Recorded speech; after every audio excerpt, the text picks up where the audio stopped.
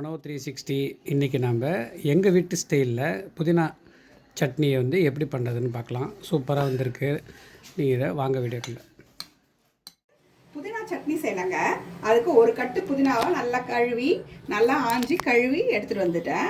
இதோ ஒரு புதினா, அப்புறம் ஒரு 5 பச்சை மிளகா, ஒரு பெரிய துண்டு இஞ்சியை குட்டி குட்டியாக நறுக்கி வச்சுட்டேன், புளி, உளுத்தப்பருப்பு, தேங்காய் நமக்கு தேவையானது. ஃபஸ்ட்டு இதெல்லாம் போட்டுக்கலாம். மிளகாவை நல்லா இது மாதிரி வதக்கிக்குங்க. இது ஹோட்டலில் இருக்க மாதிரி நல்லா பச்சை பச்சையில நல்லா இருக்கும் இந்த சட்னி. இஞ்சி, புளி பாருங்க, இந்த இவ்வளோ புளி.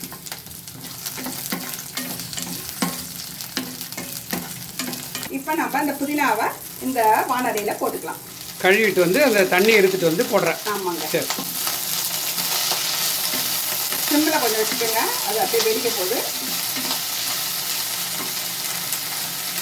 ரொம்ப அருமையாக இருக்கும் சட்னி.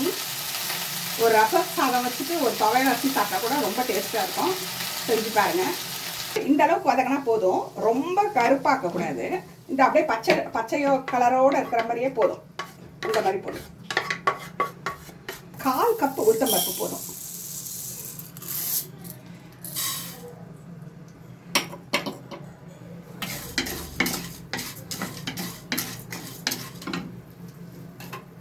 இதை இது மாதிரி நல்லா வறுத்துக்கணும். பொன்னிறமாக வறுக்கணுமா? பொன்னிறமாக வறுத்துட்டு அதுக்கப்புறம் தேங்காய் போட்டுக்கலாம். அளவுக்கு அது மாதிரி வந்தோடனே இப்போ நீங்கள் தேங்காவை போட்டுக்கோங்க.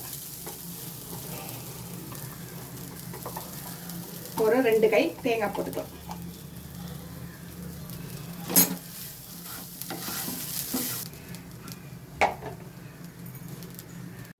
கொஞ்சம்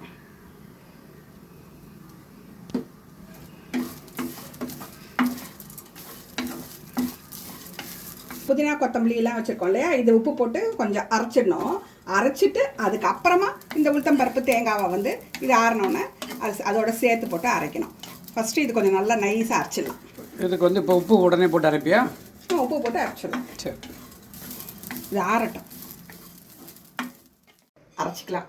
இந்த ஃபஸ்ட்டு இந்த புதினா பச்சை மிளகா இஞ்சிலாம் இந்த மாதிரி அரைச்சிட்டு அப்புறம் இந்த உளுத்தம்பருப்பு தேங்காய் இதெல்லாம் நம்ம வதக்கி வச்சுருக்கோம்ல, அதை போட்டு பெருங்காயத்தூள், உப்புலாம் போட்டிங்களா? உப்பு ஃபஸ்ட்டே போட்டாச்சுல, போட்டுக்க வேண்டியதுதான். போட்டு அரைக்க வேண்டியது. சொல்லு. ரொம்ப நைஸாக அரைக்கக்கூடாது. பாருங்கள், இப்போ கொஞ்சம் குறன்னு அரைச்சி வச்சுருக்கோம்.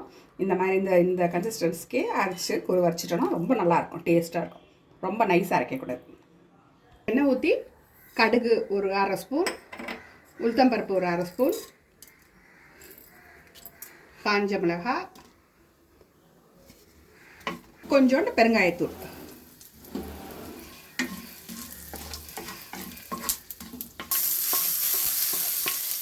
தாளித்து இதில் கொட்டிடலாம். ஆமாங்க, அருமையாக இருக்கும்.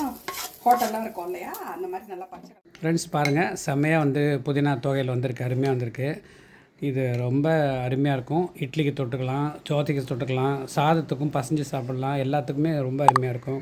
இது செஞ்சு பார்த்துட்டு எப்படி இருக்குன்னு சொல்லிட்டு கமெண்ட் பண்ணுங்கள். இந்த வீடியோவில் சந்திக்கலாம். அதுவரை பாய்.